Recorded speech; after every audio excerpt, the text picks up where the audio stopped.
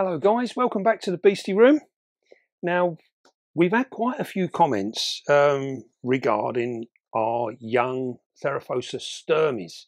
Now, you regular guys will know that we're in the process of setting up a little bit of a project with our Theraphosa.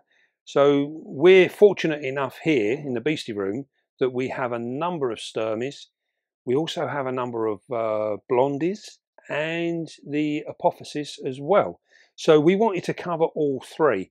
And one of the reasons that I've got involved in these guys is because it's very early stages at the moment. But we need to try and work out what it is that gets these guys ticking where we can get regular breedings from them. Now, there are a number of people that breed them, but they just tend to get the odd sack here and there, and there's no consistency. And that's what triggered my interest in the species, is because I want to try and find out how we get that consistency. So it's good. It's a real good long-term project. I mean, this is a project that can go on for 10, 15 years. It's really, really exciting. And it's something that's that just gets right under my skin. I really want to have a crack at it. Now, you would have remembered back last June of 22, we ended up with, we done a video of our Theraphosa stirmi from egg to sling. And we literally captured the moments from when they were literally just eggs, where you could see nothing. It was just a little round yellow egg. That was all you could see. Now, we got these from our good friend Steve Bass, and he ended up because of work commitments, he had to pull this sack, and it was way too early. And he literally brought round this little bunch of eggs. There was 130 odd eggs in there. And well, it was a case of, what do we do with these? So we were lucky enough. We incubated those eggs here in the Beastie Room. And out of, I think there was 134 eggs, if I remember correctly. And out of that, 34 were actually fertile. The other 100 were not. They were no good at all. They just hadn't been fertilized at all. So if he'd left that sack with that female, there's a good chance them unfertilized eggs would have gone rotten, and that would have wiped out the rest of them, and he would have ended up with absolutely nothing. So although it was pulled way too early, it was in fact the best thing that could have happened for that particular sack of eggs.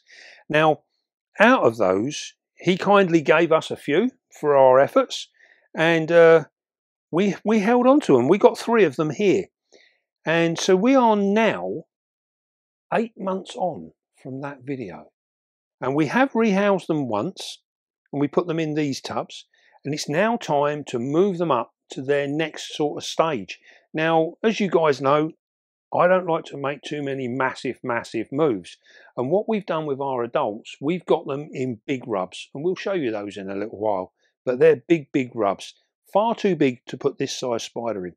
So what we're going to do now is we're going to set up these rubs, which as you can see, they're quite substantially bigger than what we're in here. And this will give us another good few molts, and they'll still be fine in these. So we've probably got them housed in these. They will probably be in there for another 6 months or more, and then they will be big enough to go up to their forever home, if you like, a nice big rub. Now, so what we're going to do is we are literally just going to pop in some of our lovely Beastie mix. Now, there's another interesting point to be made here with why have we chose these particular rubs? You know, why have we gone for this and not, for argument's sake, an Exoterra or something like that? And the reason is because we can maintain the conditions in these much easier. Now, as you can see, the Beastie mix that we're using here today, this is quite coarse. It really is quite coarse. And what we want to do is we're going to have a reasonable amount in each, because you find they will burrow underneath their little bit of bark. So what we're going to do, we're just going to have a simple hide for them, like so.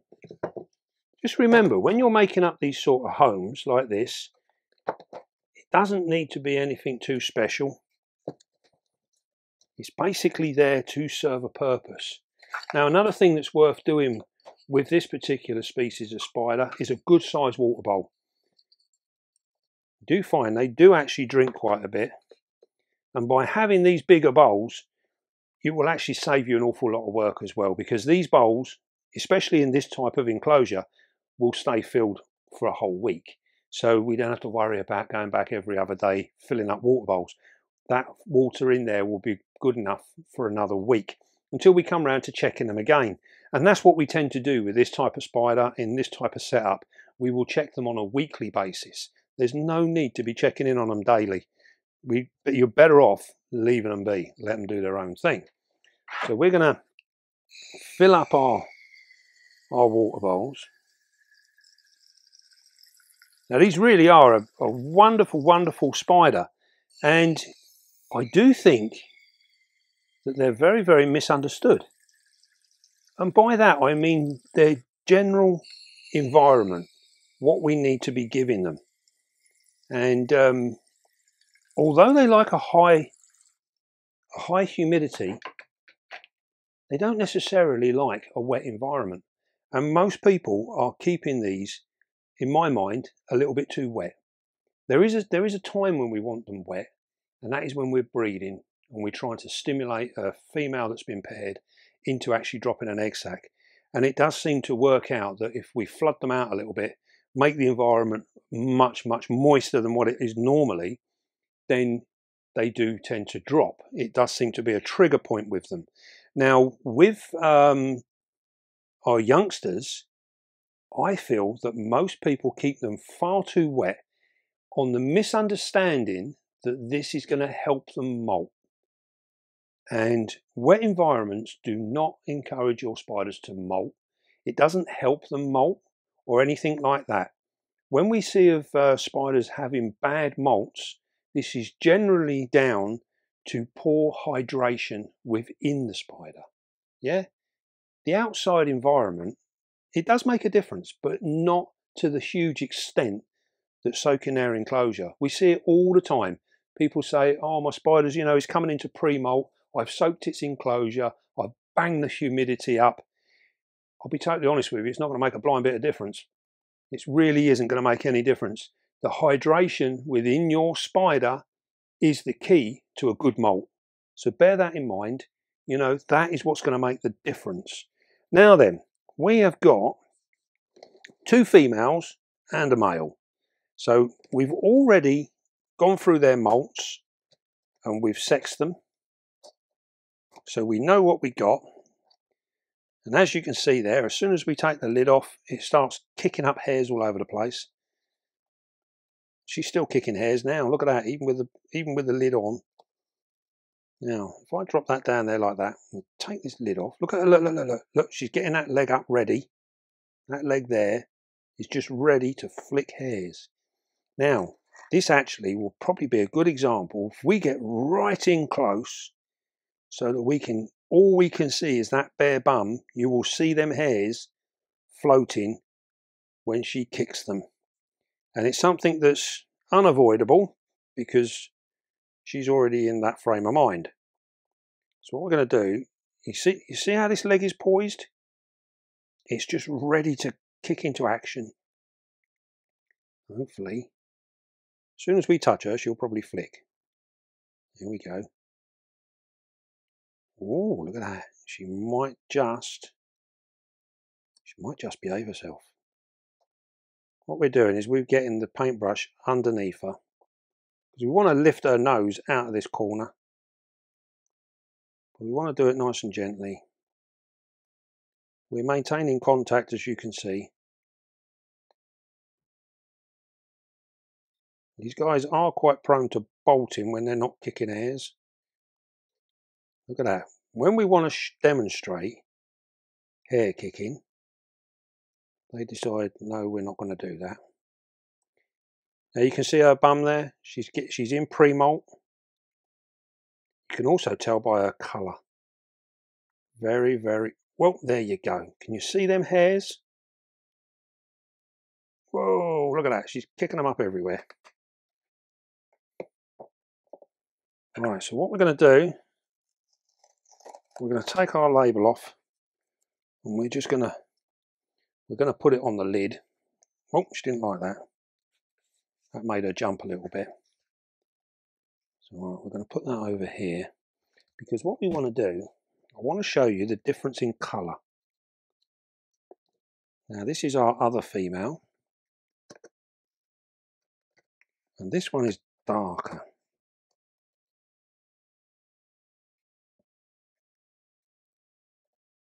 As you can see there, we take these lids off very, very carefully.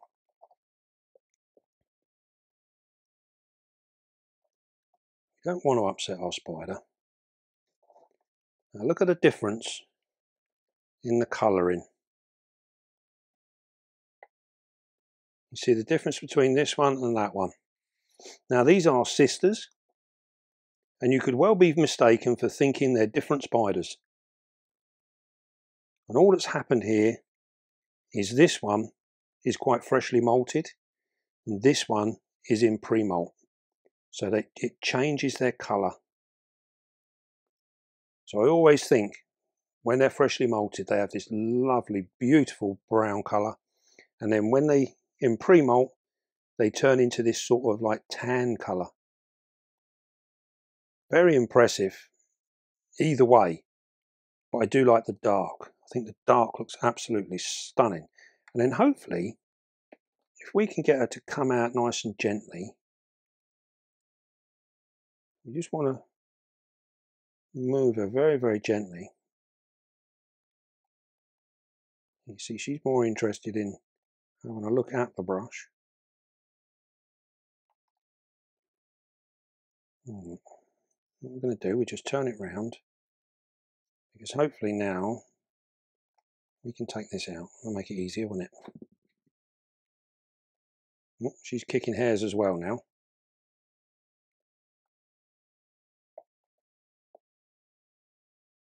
Once you get their nose up, they move a little bit easier. There we go. There we go. So that's another female.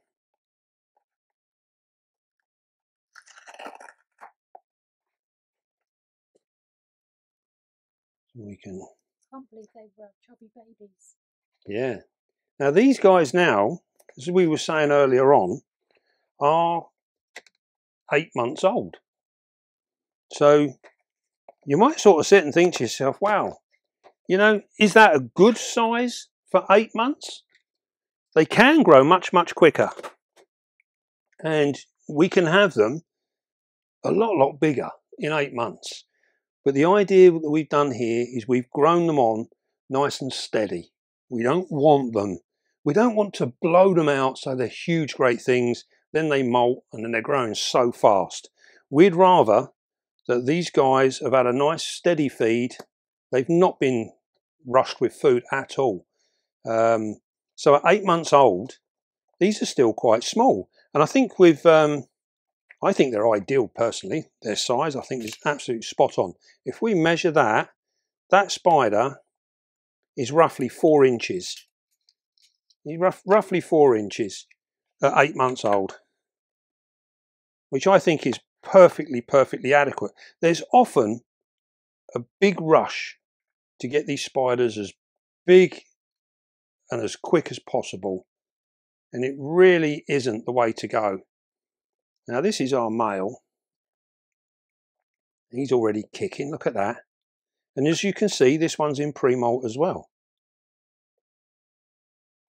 So what we do is we're going to maintain now. We've touched base with him now.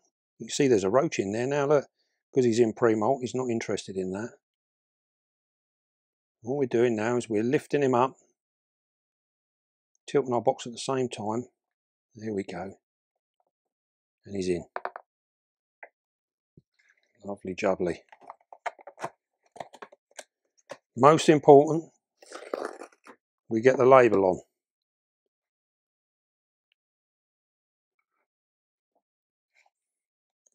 There we go, we've got our label. So now we know exactly who's who, because this is going to become really, really important as time goes by, because these girls here will not be mature enough to breed at the present rate that they're going now until they are probably around about 3 years old. Unfortunately, our male is going to mature a lot faster. And so what we need to do is we need to know that which ones are our males, because we can slow him down and we can bring him on. Luckily for the stirmies, we have 4 adult females, and we also have a few sub-adult females. So we can bring him on at any time to suit any of these spiders. He'd be no good for these girls because he'll be too far advanced in his actual development. So there you go. That's our 3. These are from the egg to legs video. These are our babies, and I think you'll be impressed. I think they're absolutely beautiful. Now what we're going to do, we're going to close these up. Now you notice there, I can hear you all screaming and shouting. Oh, you've got 3 containers open all together. They're all sitting there. Just look at your spider. You know, your spider will let you know what is going on. And we can see by looking at these that they're all quite settled. We've had a little bit of hair kicking, but it was nothing aggressive. It was nothing bad. It's just a little bit annoyance, really. I think I've swallowed some. It's yeah, it's just more of an annoyance to our spider. So it's not caused us any problems whatsoever.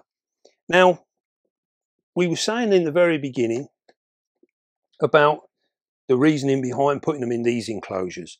And this is because these are fairly sealed boxes.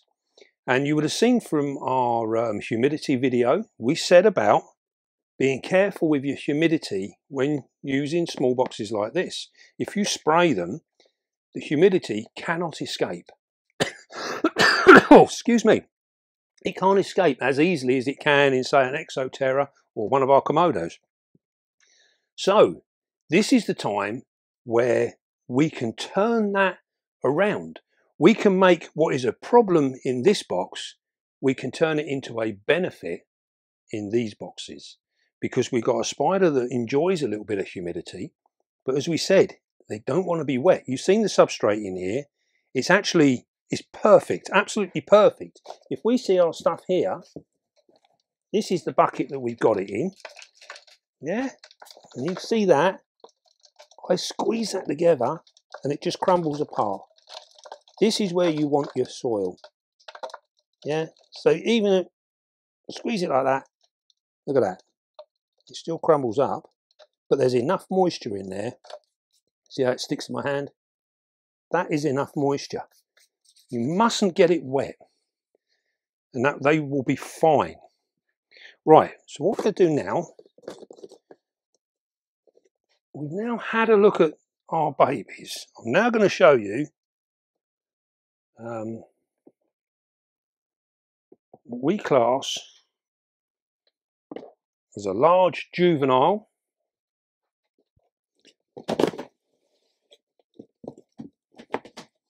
It's a large juvenile.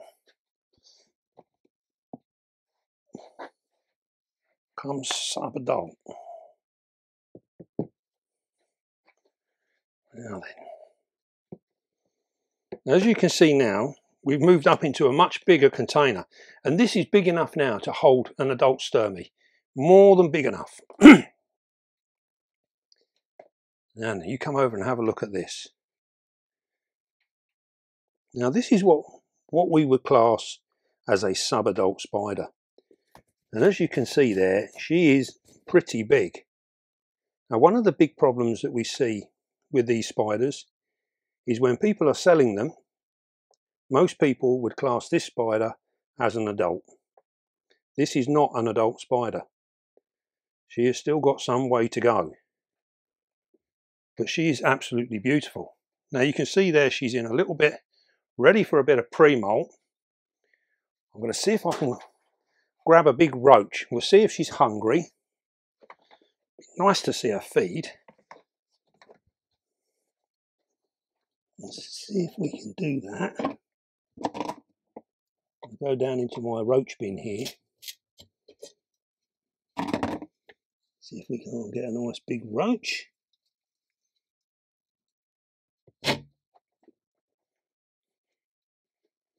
Now, one thing that we do see with the stirmi is that they tend to be greedy devils. Now, that being said, this is where she will probably just ignore this bit of food. Here we have a hissing roach. These are ideal for these spiders. Always be aware, although they're big, they're very, very fast.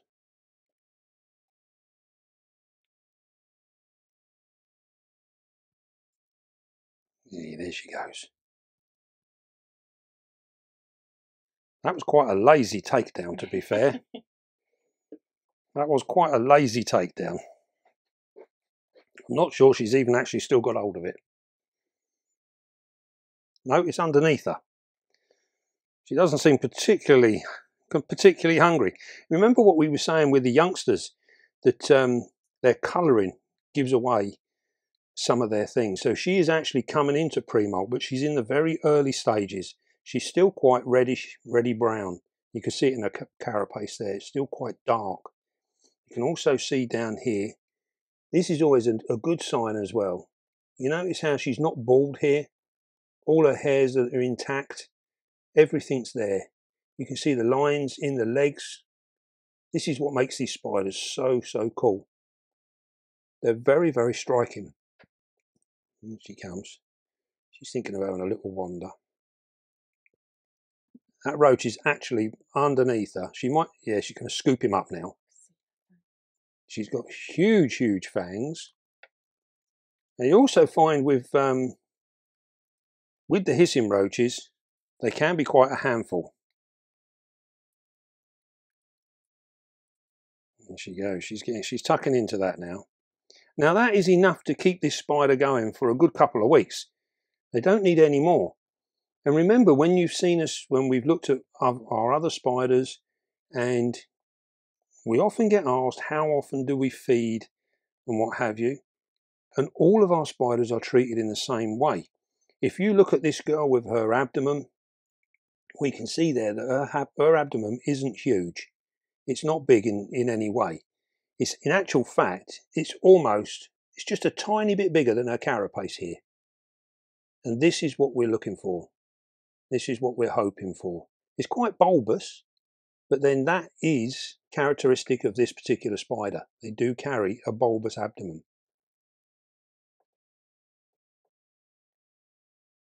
She is absolutely in pristine condition.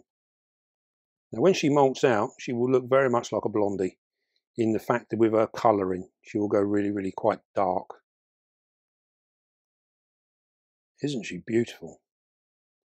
And this is one of the few spiders, when you look at that eye, look at that eye, it's almost human. You can see the eye so clearly. It is literally almost human. Fabulous. Now, one of the things that we found by keeping them like this, we moved away from the box, from the exoterras and things like that. We do have one female that's still in one of our custom tanks, but all of our others we moved over into these storage boxes. And so far, we found that all of our Theraphosa have actually done better. They're more settled, and this is probably because they're quite sealed. We have them all underneath the racking, so they're always left alone. They really do not get disturbed at all. But that being said, as you've seen here, they're not particularly nervous either. And we've had no hair kicking from this girl. I've been moving my hands above her all the time. She's quite happy. She sat there. She's got her roach. She's more than happy. You'd have also noticed that when we were looking at her, the actual environment that she's in, the top surface of it is dry. And this is very, very important. You know, all of this down here is all dry. We notice we've got moisture here. You see down here, this is wet. It's not wet, it's damp. Look at that. But you see how that holds together? Yeah, we've squeezed that and it holds together. But it's not wet. Yeah, you see how it sticks to my hand.